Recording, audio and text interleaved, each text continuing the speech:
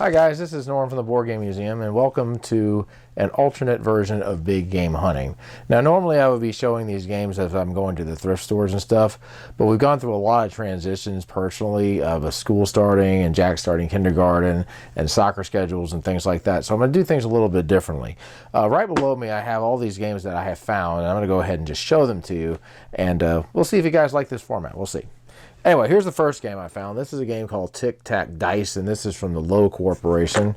Essentially what you're going to be doing is you're going to be rolling dice, and you're going to be trying to make rows and columns of the different numbers, and you can even do a diagonal. And they got some interesting rules with it.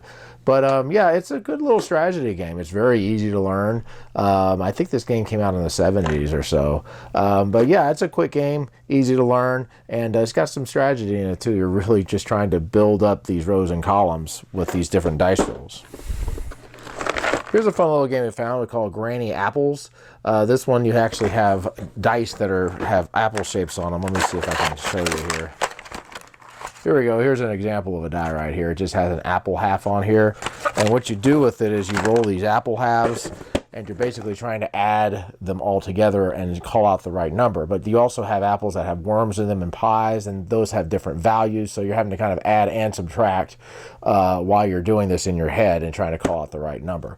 There's some other rules to it, but that's the basis of it. But it's a cool, fun little game. This is a game I've actually been kind of looking for, and I found it the other day. This is called Royal Kismet. Now, if you've ever seen Kismet, this is like Yahtzee, but they have different colored pips, and so you can get flushes and things like that, and they have a different scoring system.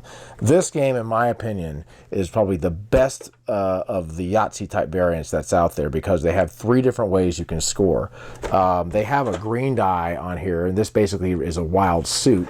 And you've got black suits and red suits and stuff like that, which will allow you to get royal flushes, things like that. But with the green die, if you can use it as a suit color, but if you do that, you're going to end up reducing your score total. So if you, like, say, had 1 green die, and you had, like, say, a straight or something like, or a straight flush or something like that, that would actually deduct from your total. But if you had all naturals, you get a higher score. So it's a very cool game. I'm looking forward to reviewing this one soon. Now, this week has been interesting in the Mastermind game series. If you know the game Mastermind, I have seen a lot of these different variants come up from way back in the day that I've never even heard of. And here's one of them. This is called Grand Mastermind.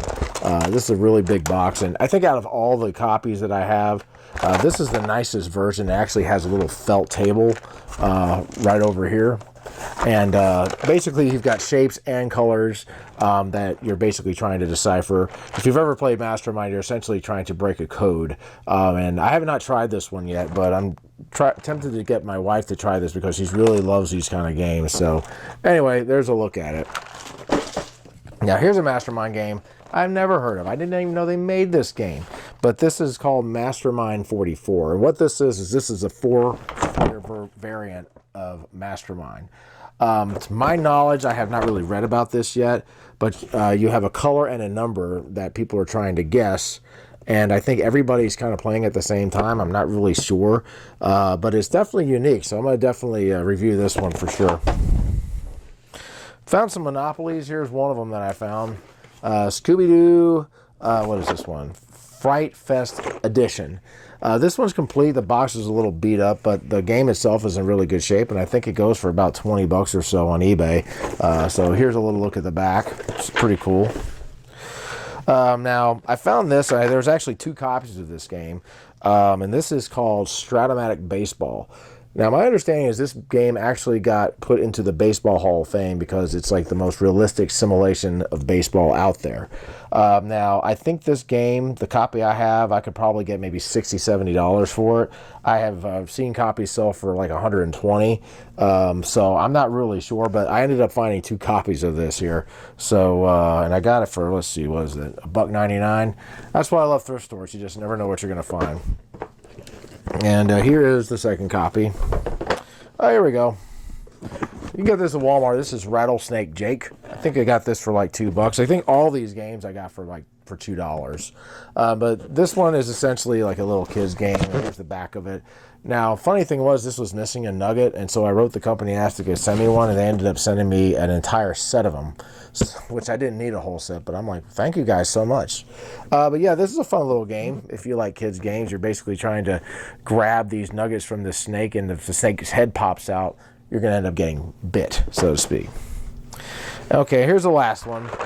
This is Monopoly, the World War II edition. I think they made this game about 10 years ago or so, but I mean, thematically, it looks really, really nice. I've looked at the different cards and stuff, and they have pictures from some of the different commercials and some of the different pamphlets and stuff that was going out over the time of World War II.